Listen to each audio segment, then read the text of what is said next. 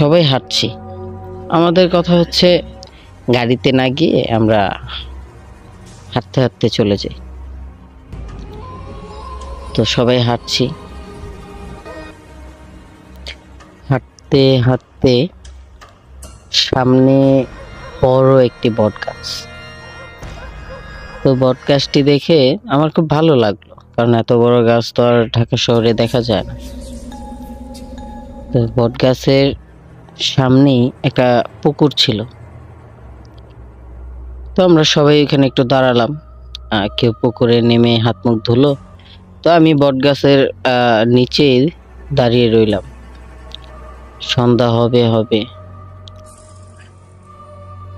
প্রায় মিনিট কিছুক্ষণ পর মাগরিবের আজান পড়তে লাগলো।